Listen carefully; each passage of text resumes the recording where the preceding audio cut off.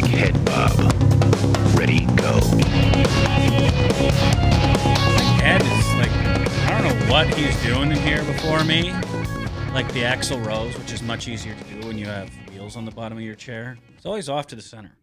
Why do I have his background too? Because I have no brain. There's someone on the chat who actually calls it the Ed Off Center Show. Yeah, what is up with that? He doesn't. He just... Well, he doesn't like the. I guess he thinks that it makes him look like he's got a funny hat on. He does usually have a funny hat on. He does. He does usually, but like the Pope hat thing, like he thinks a dome of the Capitol looks like a Pope hat, or I don't. He doesn't like for the guests to be centered correctly either, because it just looks like a hat. Change the background. That'd be too easy. Oh. Then it wouldn't be the Ed Off Center Show. Manny filling in for Dan today. Dan, regular producer, has a sick child, and he's far less likely to be jailed for mistreating me than the child. And if he's lucky, the child will be in his life longer than I will. So I understand that perspective, and I'm okay with that. Fun stuff today. Everything from flowers from Leonard Boswell, Steve King keeping it in the family. Insert your own Western Iowa joke there. Why the hell are Republicans afraid of a man named Grover? And this is maybe my favorite. I didn't have time to get to it yesterday, and I posted a lot of the stuff I don't get to ends up on my Twitter feed, twitter.com/Radio Bradshaw. And maybe the best Fox News segment, at least the best one since Shepard Smith discussing Jennifer Lopez. And now I forget what it... Just Google Shepard Smith, Jennifer Lopez. Oops. And this is when Tom Ricks wrote a book called The Generals. He's a military, reporter, writer. And in their never-ending saga to try to turn Benghazi into, as Mike Huckabee called it, worse than Watergate.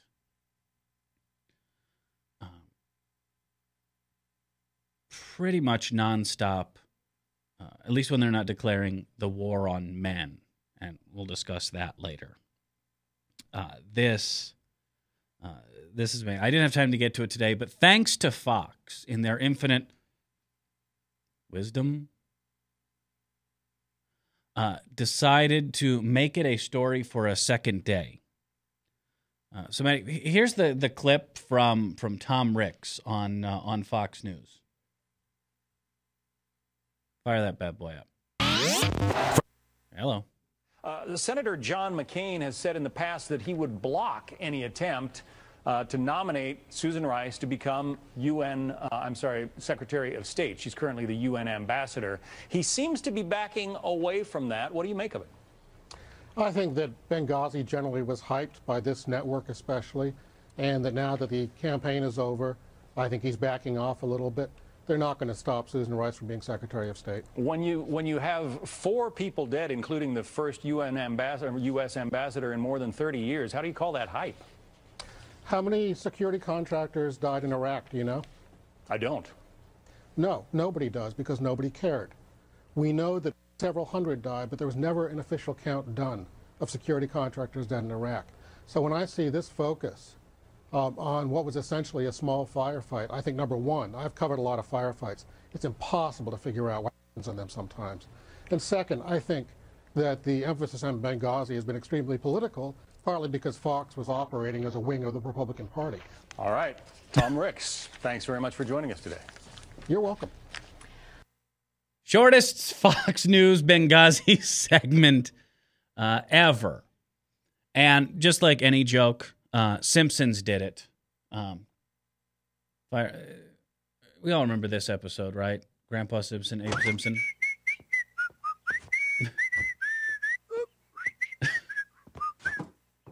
There's a lot. That's pretty much Simpsons did it. At this point, it's been like 20 plus years. They've done everything. So I thought that was great. It's funny, again, when you pierce the bubble at Fox, bad things happen. I think by now we've all seen the election night video of Karl Rove just losing it.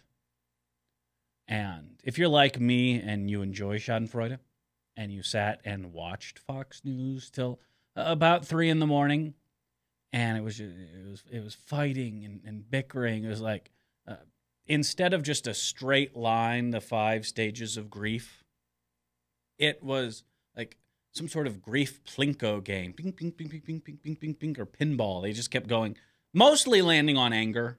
That's where most of the night was spent. So that was military writer Tom Ricks kind of blowing the top off, shining a little light on the worst scandal since Watergate. And how magically no one outside of Fox News viewers who are told in no uncertain terms that they care about it. Cares about it, sees conspiracy theories, wears the tinfoil hat. Then it gets worse. Michael Clemente, who is Fox News' executive vice president of news, told The Hollywood Reporter, which I think is an appropriate venue for discussion of Fox News, that Ricks later apologized in our offices afterwards, but doesn't have the strength of character to say that publicly. Now, there's a problem with saying this to The Hollywood Reporter, especially when you run the news division, but that's neither here nor there. According to Tom Ricks, who is reachable by telephone, email, carrier pigeon, smoke signal, Western Union, you can actually contact him. He exists. He's a real person. And you can call and ask for a comment about the apology he gave to Fox News. The problem is, according to Ricks, he says that Fox News is making it up. And when the facts aren't on their side, they attacked the person. Oops. Like, that interview was bad enough. But then you have to fan the... Let's throw some kerosene on this fire and hope that it goes out. Said Clemente, the vice president of news, is making it up. And it is sloppy of Hollywood Reporter not to ask him for specifics, like, what exactly am I alleged to have said? And also to seek a response from me. Why are they doing this? Well, because the facts aren't on their side. Clemente later went on to go say, Mr. Ricks ignored the anchor's question. Now, I think he answered it very clearly. It became clear his goal was to bring attention to himself and his book. Whoa, hold on a second here. Are you telling me that, like, authors show up on television where the anchor will mention the name of their book to promote their book? Whoa. What's next? Movie stars going on late-night chat shows to plug the film that they're in? When will it end? Next thing you know, they'll be putting on things between show segments to try to sell us things via advertisement. And what kind of world would that be? Oh, I love Fox. I really do. Just not because, again, they add anything of value into this precious world of ours. They so insulate this bubble that way too many conservatives live in.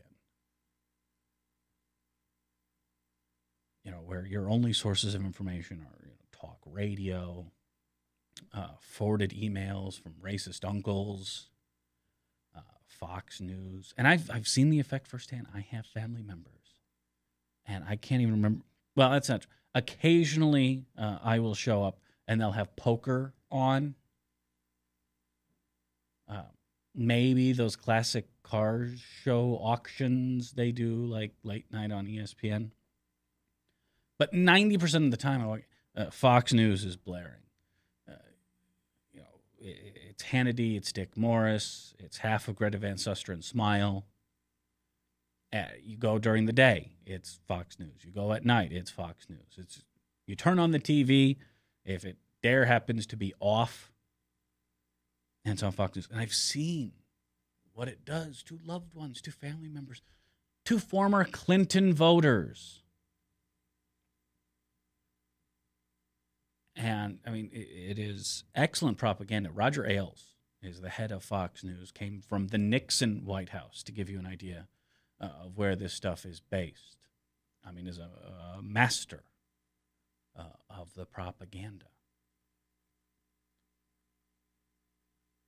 But it's interesting, as, they spend more time fluffing up, say, conservative voters before the election, who were, actually caught off guard. They were unprepared. They had no idea that this wasn't, a coin flip election and it's going to come down to just a few votes. They had no idea the landscape of reality. They were unprepared and came unglued. When their own, blessed Karl Rove, peace be upon him,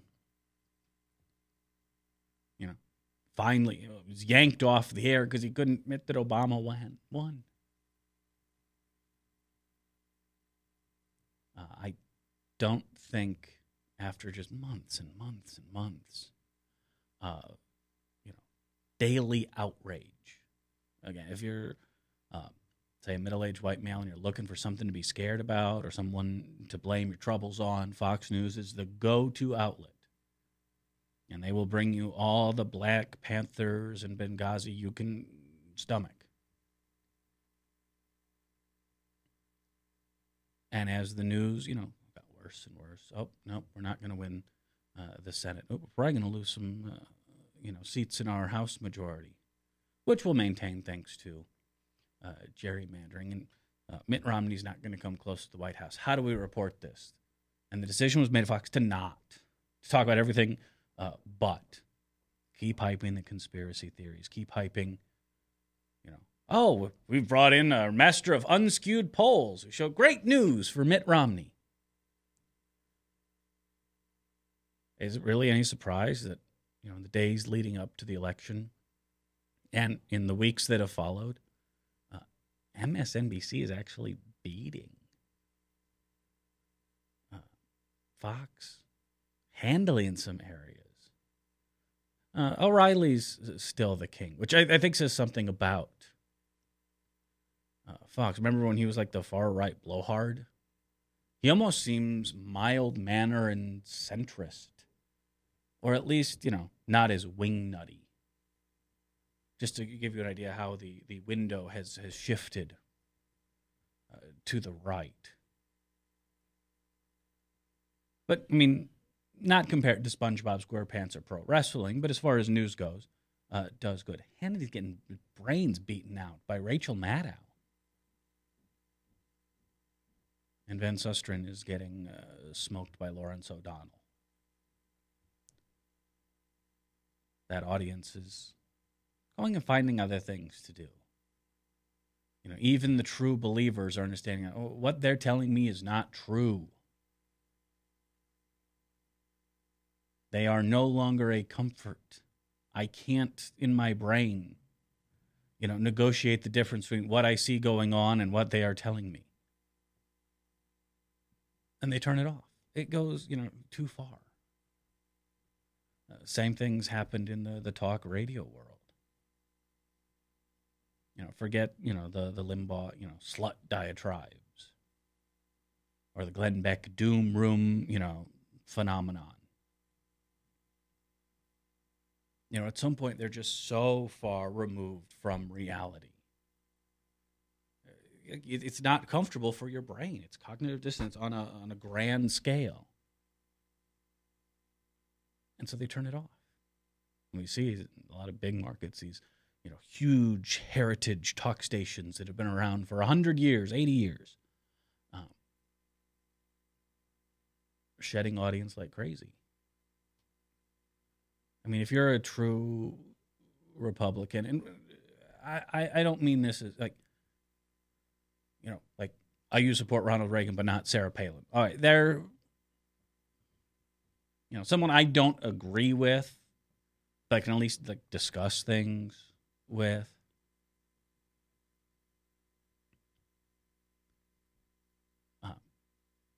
You really should look at this kind of entertainment complex and ask yourself, is it doing you any good? What are you getting out of this deal? Comfort, temporary. You can unskew all the polls you want. Election day is going to happen. You can either know what's going on or what's about to go on, or you can live comfortably in the bubble. But that bubble gets a little uncomfortable. And I don't think it's a surprise when we see, the guys whose job it is to actually, govern, whose job it is to win a majority of votes to get elected, start to, reassess, start to, why aren't our ideas popular? Maybe we need new ideas. Is it any surprise that, the Hannitys and the Levins and the Limbaughs push back the hardest? No! We just need to be louder. We need to move further to the right, where we live.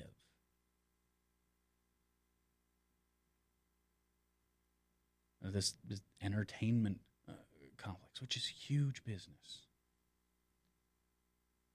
I mean, hundreds and hundreds of millions of dollars. And their entire model is at stake. And they are so invested in inflammation. They don't have anything else. The toolbox is bare.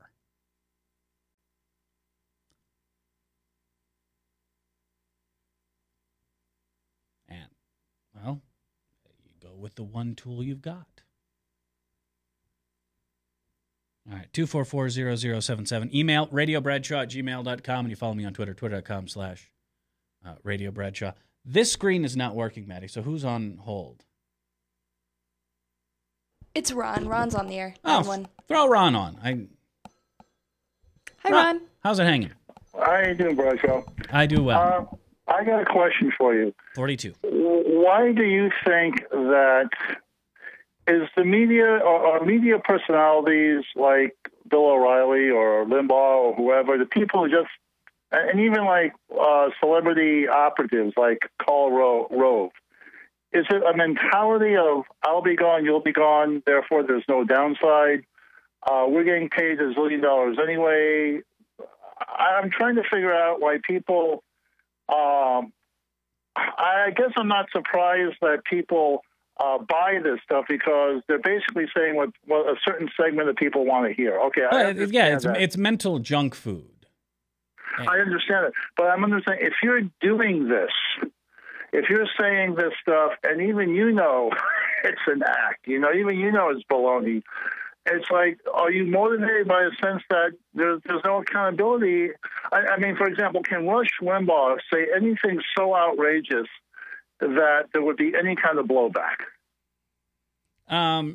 Yeah. I mean, I think Rush is a smart enough guy to understand real world blowback. I think, at this point, he is kind of the alpha and the omega. Where any sort, he's so comfortable in his act and has been so successful for so long. He knows that his core audience is going to be with him, whatever. If he goes tomorrow and says the sky is orange, All right. Some right winger will set up a website saying how the blue sky is a fault, is a conspiracy of climate scientists. But I think Rush, and especially his syndicators, premier radio networks owned by Clear Channel, understand there are some real world implications. And this is a little inside baseball, but the Sandra Fluke affair is a very good example. That did come back to bite Rush a little. And it came back to bite him in the real world, not in the talk radio world, not among the fans. They were all on board. And when the Sandra Fluke thing happened, people forget, he didn't just go on a tirade. Rush does that all the time. It's the fact that, he went on a tirade on a Wednesday and then did it again on Thursday and then did it again on Friday. I'm assuming he got positive feedback from it on Wednesday. And why not? There's still, fuel there. So let's fire it up again. The goal was, again, to inflame that audience. And if he had just done it one day and moved on, it probably would have just disappeared into the ether like any number of horrendous things Rush Limbaugh says to his audience of beta males looking to make their peepees feel a little bigger, which is basically what he's selling these days. The actual radio entertainment. Because I'll give you go back 10, 15 years, short of, like a Howard Stern, he probably was the most entertaining guy on the radio, even if you didn't agree with him. But I think it's something about the radio landscape and how competition, whether it's smartphones, satellite radio, just, internet connectivity, and we've all got iPads and stuff. The last holdout of the radio really is in the car. That's where the majority of your listening. That's why morning drive and afternoon drive are such important times. By far, your two most important day parts, as we call them in the business. That's why, you spend a lot of time on your morning show and you spend a lot of time on your afternoon show. And he was looking, again, to give them what they want. Blood for the blood gods, throw some, meat to the lions. And he momentarily, forgot the real world outside. Because while, he's doing all this preaching, the folks at LifeLock or, Home Depot, all right, aren't invested, all right, in his message. They want to reach his audience. And when that becomes a detriment, well, as you saw, they run away. And there's certainly, I think, more attention paid to not getting Becked, not getting Limbaugh'd. Not enough, but there's certainly more. Well, we got to keep it in the bubble. And how do we keep it in the bubble without the outside world reacting?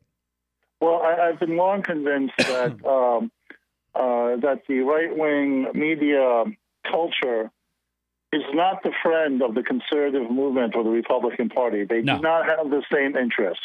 No, and that's I've spent a lot of time and effort, maybe in vain, to explain this to my right-wing friends. But these loudest voices, these brightest lights, these leaders, if you will, are nothing more than grifters. All right, Sarah Palin, idiot half-term governor, all right, didn't start a super PAC to, aid the conservative cause. Started to aid the Palin bank account, and it has worked marvelously. Bob Vanderplatz. Again, Ron, you're, I think, a little older than me. I mean, I don't know. When did you move to Iowa? 91. Okay, so you remember when Bob Vanderplatz ran for governor as the CEO candidate, right? He was the business guy. Yeah. And how did that work out? Didn't work for him. So he came back as a holy roller and has been far more lucrative. Well, because it doesn't depend on him actually getting elected to anything. Yeah, and yes, he saw a setback this year when Justice Wiggins was retained. But again, the money's too good. It's $120,000 a year to be the chief, basically, fundraiser for the family leader. They needed some way to replace their income after they got caught. At least that's how it goes in their circles. Receiving millions of dollars in federal money. I think this is the interesting power of media, that the people in the bubble, the marks, if you will, they've been successfully convinced that these right-wing celebrities, that they are the movement, and that the people who actually get elected to office or the party or whatever, that's besides the point. And that's really kind of an interesting reversal of things, because and that means that the right-wing media culture can never lose, because heads we win, tails you lose, and our checks cash all the same. Rush Limbaugh and Glenn Beck, they have no vested interest, and they had no interest in whether or not Mitt Romney got elected to be president. It was irrelevant to them. I would say, if anything, seeing the explosion in talk radio during the Clinton years, and mind you, there were other factors involved. It was a new and fresh take that was being put on formerly just dead, AM signals that were a wasteland. It was, this conservative, fire-breathing talk was a new product in the 90s, but it was certainly helped along by the fact that they helped create this image of, the arch enemy, Bill Clinton. Yeah. And, man, anything you say and do is okay. You can call him a murderer. You can call him a rapist. You can call him a drug-dealing pimp. All that was fine and okay. You can allude to Hillary's lesbianism, and it was fine. It was the wild, wild west. But I think they learned very on. It only appeals to a certain subset. And by the way, again, you really want to know what talk radio stations think of their audience, listen to the ads, because that's not part of the bubble. The ads for male enhancement pills and get out of debt and get a better job, goes to show, who do you think those ads are aimed at? I mean, what kind? Those aren't exactly appeals to the alpha male. Yeah. I'm convinced that while Russia's misogyny tirade last March, that wasn't the only reason that Romney lost, but it was part of the puzzle. I mean, well, because this is kind of what we talked about yesterday with the killing off of the straw poll, looking more and more likely. I don't think it's a magic coincidence you see, these fire-breathing agitators, like, A.J. Spiker, who, may be head of the Republican Party of Iowa, but is, a Ronulan. He's a Ron Paul guy at heart. Or the Steve Daces. Because, again, without their influence, why would I pander, to these mooks? These, useless gas bags is the, main descriptor. But let's be honest. I mean, that's the only way they're going to have their voice heard, because their message is a dead end. Their message is loser. And if you are an elected official, it is at your own risk that you follow their advice. I'm still amazed that, and I don't know if this is true, but I'm starting to believe it's true, that Karl Rove and a lot of other people in the establishment, they really did believe that Mitt Romney was going to win. I think so. I think at that point, now, it's excusable for the campaign people, and you push yourself like that. You're traveling the country, and you're doing it, nonstop for a year and a half. That requires some tunnel vision. So, staff members, campaign workers, all right, that I get.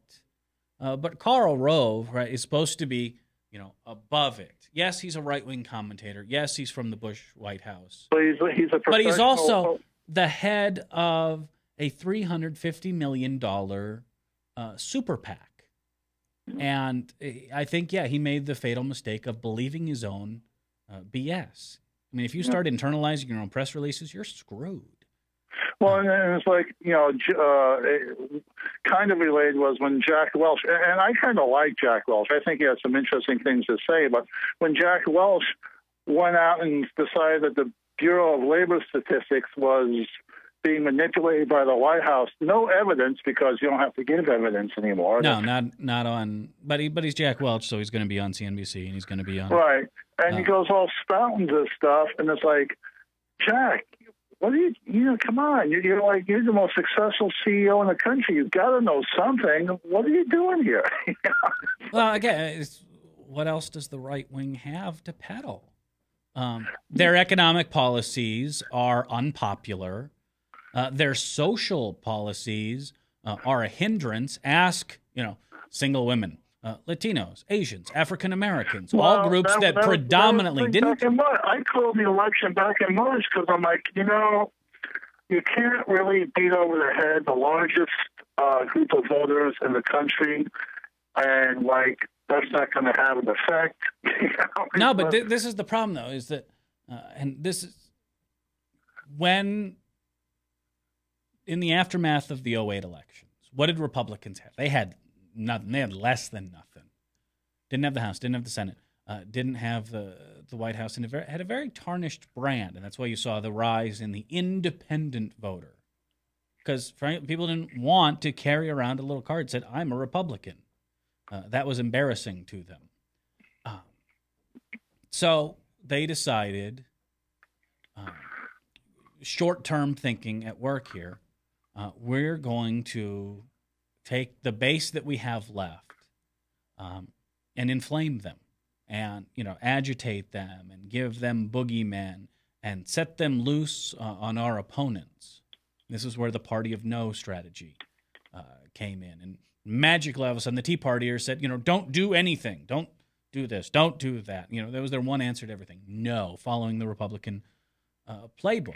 And it bought them, and I think the Tea Party effect is somewhat overrated in a, throw the bums out election in 2010. But it certainly was a help. But that down payment on a 2010 midterm, they're going to be paying off for a long time. Because the monster that they created, that they are invested in and that their base is invested in, is, hell-bent for leather. And we're still seeing, they still haven't snapped out of this fever dream. And that's one of the other things I want to talk about is this ongoing rhino hunt. Well, from Misogyny March to 47% September, the campaign from the Romney and the right was nothing other than beating up on more than half of the electorate, and that comes straight out of the media culture because I can't even believe that professional campaigners got so deluded that they thought this was a good idea. Let's speed up on voters. That'll work. Well, the Romney 47% tape was never meant for public consumption. And without, a waiter or a bartender recording it on their cell phone, we would have never known about it. But the funny thing was, when the tape came out, most people were absolutely aghast. It was the Limbaughs, the Hannitys, and the Levins that said, yes, run with this message. Exactly. This is great. The base said yes, and we're mad as hell 2 weeks later when Romney, apologized and said he was wrong. He doesn't really believe that. And they, he's a sellout and he's a rhino, and we've always hated him. We've always been at war with East Asia in their typical way. But that should tell you everything you need to know. Like, are these people good barometers? No. And that's why, again, even Steve King, the wingnuttiest of the wingnuttiest, we have in Iowa. Right? Was he going to, Steve Deace or Bob Vanderplatz for advice? No. He actually went, to a Hollywood image consultant, the same one that worked with John McCain, Arnold Schwarzenegger, and Tanya Tucker, dropped $40,000 on image consulting. Because Steve King, again, mate, cater his message to appeal to stupid people, but he's not stupid. Are they the ones who came up with the common sense language there? Iowans are common sense people. No, that's been a Republican message really ever since things like science and arithmetic deviated strongly from their message. I know, but King really pushed it pretty heavily. And actually, I will have to say that Vilsack, she ran a campaign that was nearly invisible as far as I could tell. Yeah, she made the mistake of, if I just kind of straddle the line, that's going to excite no one. And that's, it's funny. You see the president say, I've evolved. I'm okay with same-sex marriage. Or unlike 2010, actually go out and say, I'm proud of the Dame Obamacare. I like it. Run with that.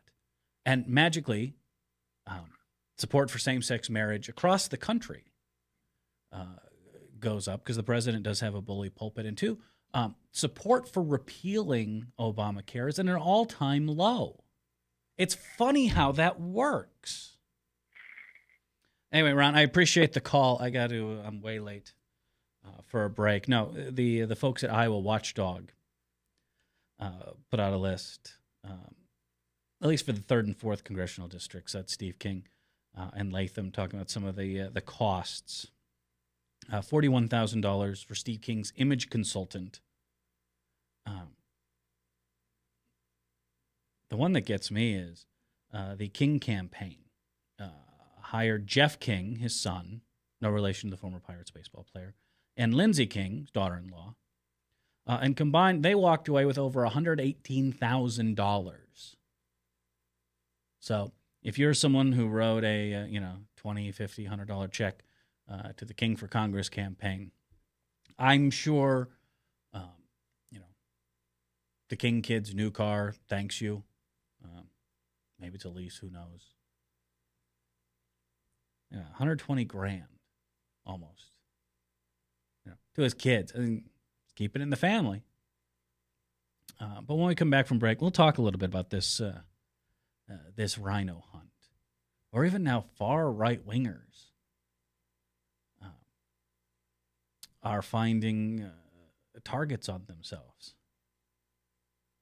This is going to be a fun cycle watching the Republican Party eat itself. Does that count as food insurance? All right, 244-0077. Email me, radiobradshaw@gmail.com, and follow me on Twitter, twitter.com/radiobradshaw for, the snarky things I say to goons like Chuck Grassley, who's, by the way, not immune from the whole, conspiracy theory. When there was talk that perhaps that last round of unemployment numbers before the election might be delayed due to Hurricane Sandy and the fact that the federal government was shut down for 3 days. It wasn't, hey, you know what? Federal government shut down for 3 days. Aw, shucks. It was, are they not wanting to release the jobs numbers because it'll hurt Obama? And Grassley has found a way to kind of maintain that aw, shucky darn image while still peddling the same, pull the plug on grandma crap that he always has. But he's found a way to get away with it. Other Republicans have not. Now, we'll talk about some of them when we come back here on the Bradshaw Show on Webcast One Live. Thanks for watching. Back right after this. From the RE/MAX Real Estate Concept Studios, this is Webcast One Live. What's the matter, distressed homebuyer? I've been trying forever to buy a home, and I'm having a terrible time. I wish I knew where to go for help. Well, I'm Joe Henry, licensed realtor, and I'm here to save the day and help you buy your home. I've been helping people buy homes in central Iowa for over 10 years. I've even got a full-size truck to help you move. My hero. Thank goodness I found you. Make Agent Joe Henry your homebuyer hero, too. Visit agentjoehenry.com. That's agentjoehenry.com.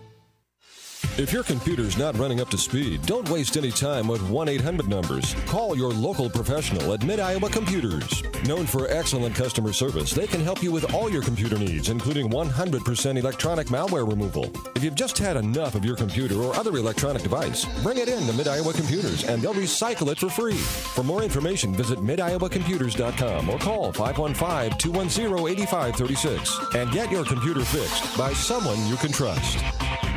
I'm a burrito. I'm a fighting burrito, full of fresh ingredients prepared before your very eyes. I don't have eyes. I have over 28 options and 268 million combinations, including Rizo for vegetarians. I can take my meat off and call myself vegetarian. Put that back on. The Fighting Burrito is locally owned right here in Ames. I'm owned by some big corporation somewhere. Say, you want to go on a date? No thanks. I'm seeing a quesadilla. The Fighting Burrito in their new location at 117 Welch Avenue by Iowa State. Online, fightingburrito.com. Join the fight. I love driving to Newton to see the races. Me too, but I only have to drive across town. You live in Newton? Yep, Newton's got small town charm and it's close to Des Moines. I love the safe, friendly neighborhoods and family-owned businesses. And Newton's wind energy industry is really taking off. How'd you find your home? Dan Kelly with First Choice Realty. And Dan helped me find my office too. Next time, instead of just speeding by, I'll stop in and check out Newton. Why don't you check out Newton? Call Dan Kelly at 641-521-9260 or Dan Kelly at mchsi.com. From the RE/MAX Real Estate Concept Studios, this is Webcast One Live. It's time to start.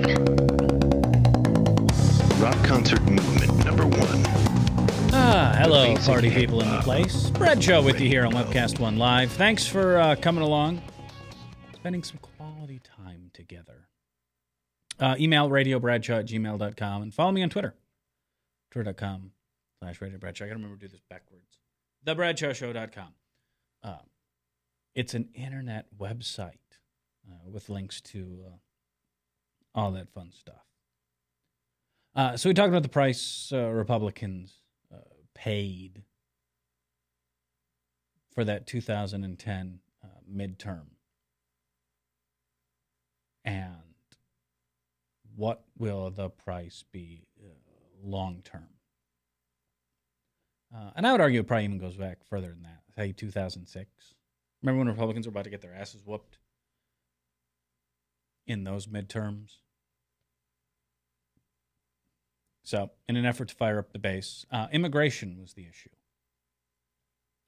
That Republicans, that was the hill they were going to die on. And I still, to this day, don't understand how Karl Rove, who I guess was worried about not being let out of the White House in handcuffs during those days. I guess was a little busy dealing with other things. But one thing he did understand was Latino outreach. This comes to the time, working in Texas with then Governor Bush. Understood that this isn't only an important group to appeal to, but was going to get even more so as time went on. And for whatever reason, that message, again, was thrown overboard in the interest of short-term gain. Really started with this over-the-top immigration bill. That, again, was supposed to be just some red meat to throw to the base. It was never supposed to be passed, or it didn't really become something talked about nationally. This was something for guys like Steve King to co-sponsor and then be able to go back home and tell the wannabe Minutemen or whatever, look what I'm trying to do in Congress, and those darn dirty Democrats won't let me. Only problem is it didn't work. It went public. We saw 1 million people marching through the streets of Los Angeles. You saw churches saying, no, I won't follow this law. You want to write a law that says it's illegal to give first aid to illegal immigrant? That's not just wrong, it's evil. So the 2006 shellacking happens. Now you think, ooh, wow, we tried that, it didn't work, but it was too late. The die had been cast in the Steve Kings and the Tom Tancredos. became very prominent voices on the right, and it's just spiraled since then.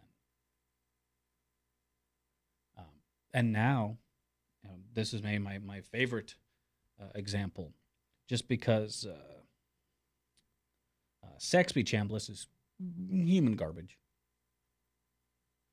He's a senator from Georgia, won the seat by knocking off Max Cleland, who was an old-school Southern Democrat, Vietnam vet, who left 3 of his limbs in a rice paddy somewhere. And Chambliss ran a really nasty campaign, saying that Max Cleland, sympathized with terrorists, best friends of Osama bin Laden. So he wins, has a lifetime rating from the American Conservative Union of 92.5%. That's far to the right of John McCain. That's far to the right of Orrin Hatch and Mitch McConnell. He's got conservative cred. His ticket's punched. He's a right-winger. He's, from the looks of it, going to face a primary challenge. Turns out the wingnuts in his state are very upset that he said he might be open to supporting comprehensive immigration reform. Something pretty much everyone agrees we need. We can argue over what form it takes, but anyone other than the straight up, no, brown people, xenophobes understand we need comprehensive immigration reform. Our system is horrible. It's patchwork upon duct tape, upon spit wads, and it's broken. It doesn't work. It doesn't suit anybody's needs and needs to be redone. But it involves race, and that's always going to make Americans go a little barvy.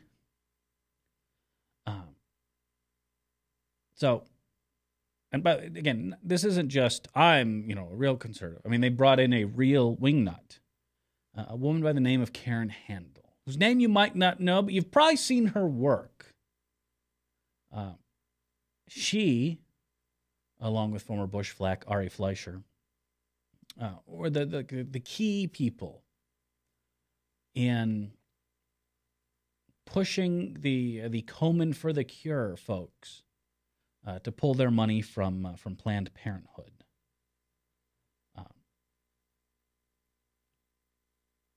The fiasco that came after cost her job as the senior vice president for public policy at Komen. But according to Rob Sims, a Republican campaign consultant, said that she is in fact considering a primary challenge to Saxby Chambliss. No one is safe. This rhino hunt that took down Dick Lugar, who would be a senator right now. But nope, rhino hunt caught him up, and we got, I guess it was God's plan, for Richard Murdoch to run and lose in what should have been a safe House seat. And it's not just guys like Saxby Chambliss in West Virginia. They haven't sent a Republican to the Senate since the 50s.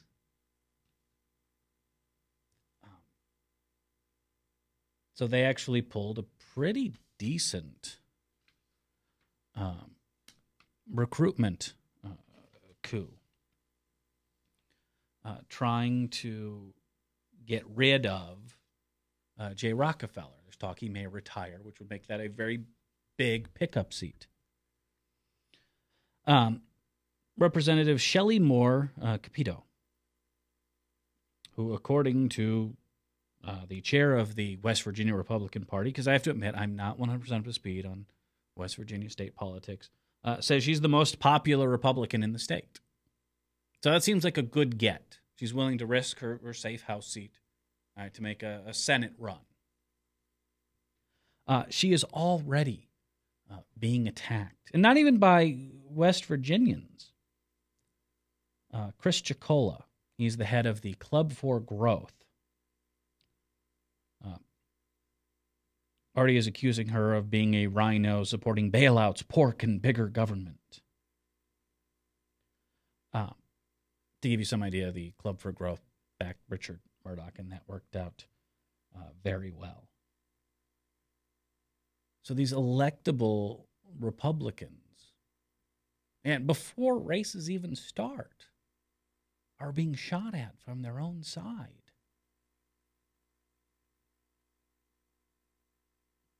I mean, this is a party that is in deep trouble. And while certainly a good part of me wishes them well on their path to irrelevance, say hi to the Free Soil Party and the Whig Party while you're at it, because you're headed to the same place. Stop by the Bull Moose booth, pick up a free foam hat or something. I'm American enough to understand we need the two parties. We need the debate and the discussion. We have this kind of cartoon image of the founding of this country, right? The founding fathers all marching with, flag and drum and fife, and we're just going to wander on down to, Philadelphia, and we're all going to get together. We're going to write a document. It'll be great. We'll throw back some beers, see if a football game's on. It'll all be, friendly and backslapping, and we'll give Ben Franklin a wedgie or something. Ooh, wait. Will that set off his gout? It wasn't a frat party. No kegs. It was raucous. It was contentious. There were arguments. There were fights. There was bad blood. In the case of Aaron Burr, there was spilled blood.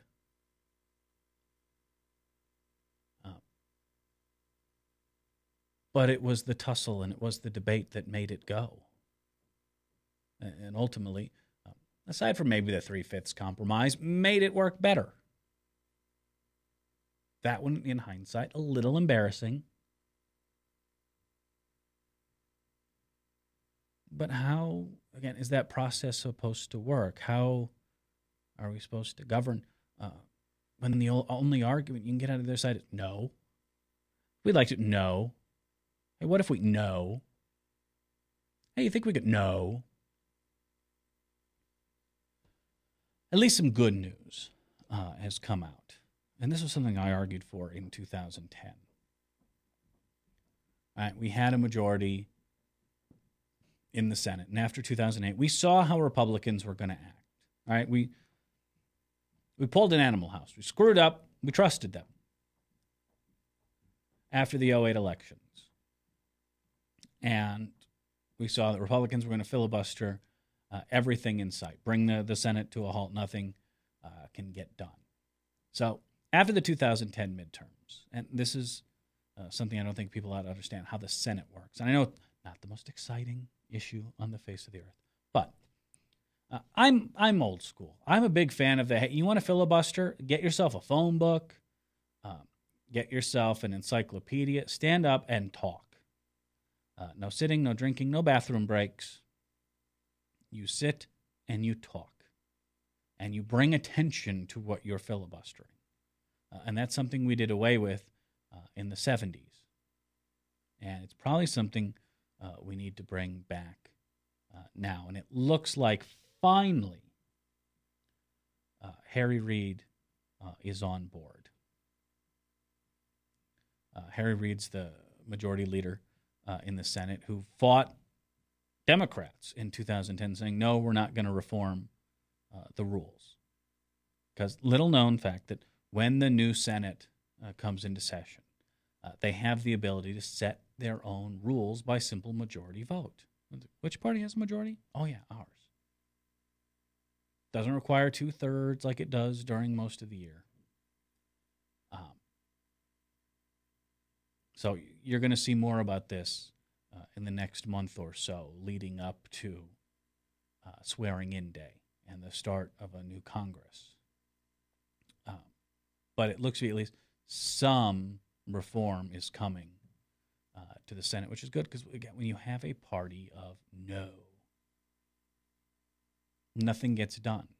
We've seen that. Again, Congress didn't just magically end up with an 8% approval rating. They earned it.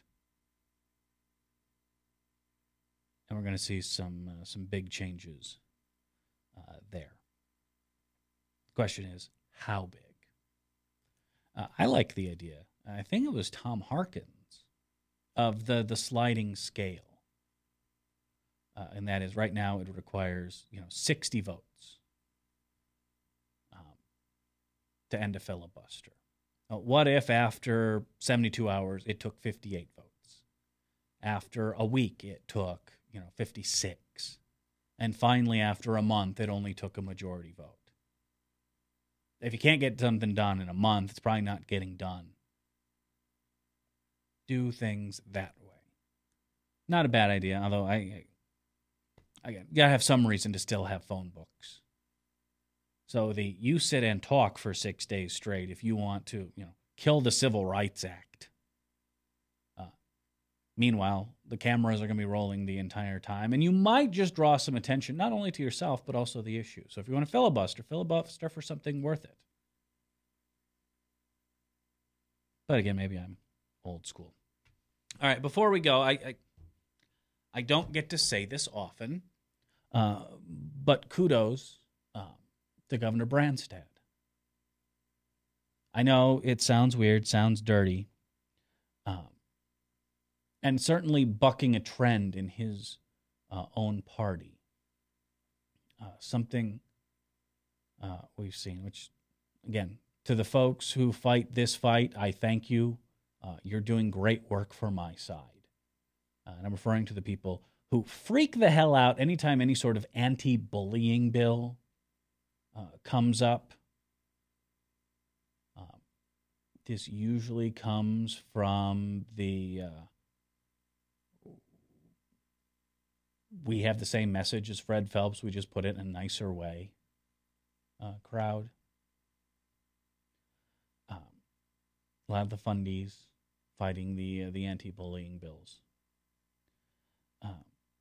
But today, Governor Branstad is holding his anti-bullying summit just down the street here in downtown with the Iowa Department of Public Health, Boys Town, State of Iowa Youth Advisory Committee, and the Department of Education. Set up not just a website, yourlifeiowa.org, with resources for adults and kids, along with a text line and a anti-bullying hotline. Yeah, which sounds like a good idea, but as a fan of Saved by the Bell, all right, we know what happens when Zach Morris, all right, gets a hold of the teen line. Next thing you know, he's picking up girls with wheelchairs, and that just whole thing gets a little weird. So we keep Zach Morris away and Screech away, and I think we'll be fine.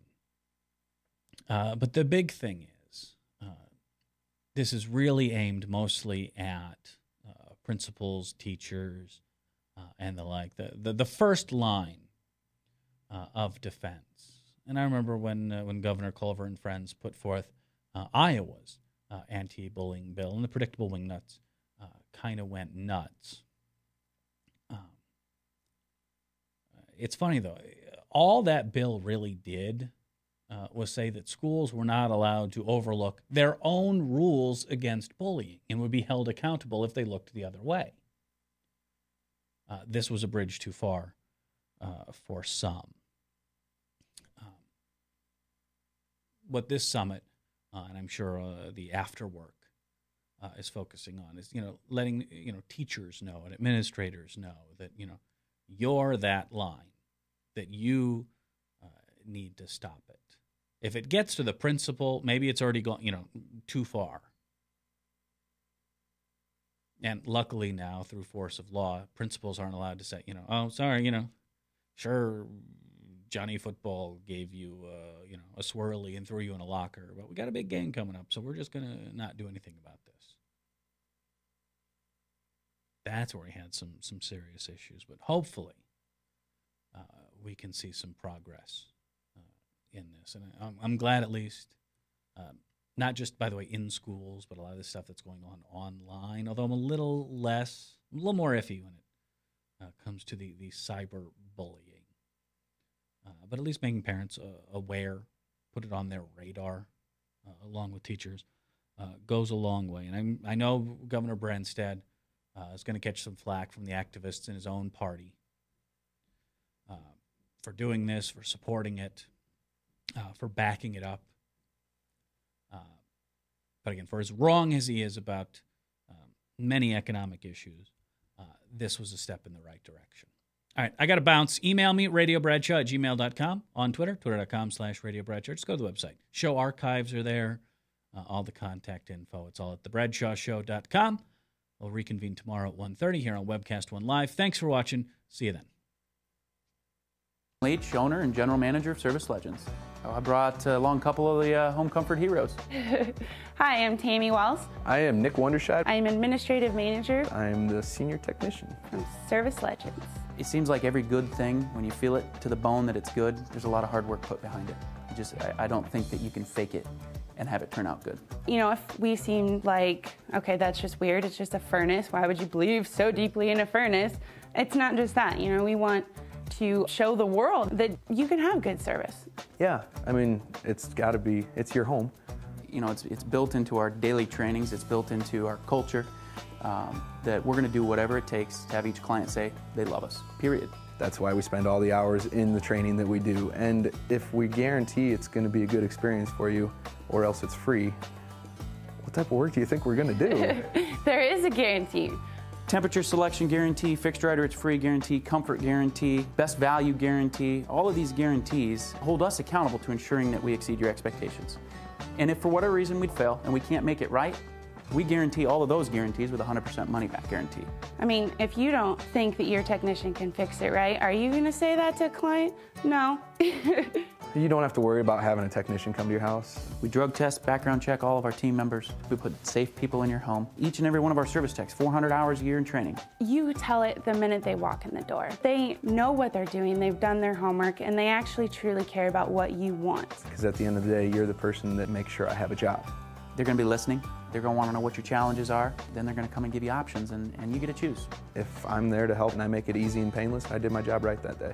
Well, when it comes to your comfort, safety, and your family, you know, you don't necessarily go buy the most expensive, but you get the most bang for your buck. Oh, it's worth it, because there's a lot of people that will find a way to get it to work right now and then leave and then come back, charge you again, and the cycle just repeats itself. So when I'm out there looking at the furnace, I want to find why it failed today. How can we change the part today with something that you're not going to have to worry about? Is it worth changing the part today? I mean, you can put a lot of money into a furnace. I can fix parts all day. There's good job security in that for me. But is it the right thing for you? I get a lot of the phone calls of after the technicians are there. They're just in awe. They're like, wow, you guys are great. I mean, I don't even know what to say. You guys are great. Everything you did was perfect. It was great. Keep going, though. I like this. Just give us a try. I'm going to take all the risk. I've got the time to make this right. I've got the support to make it right. Just check us out. And if you don't see the value in what we do, I mean, fixed right or it's free or 100% money back. Enough said.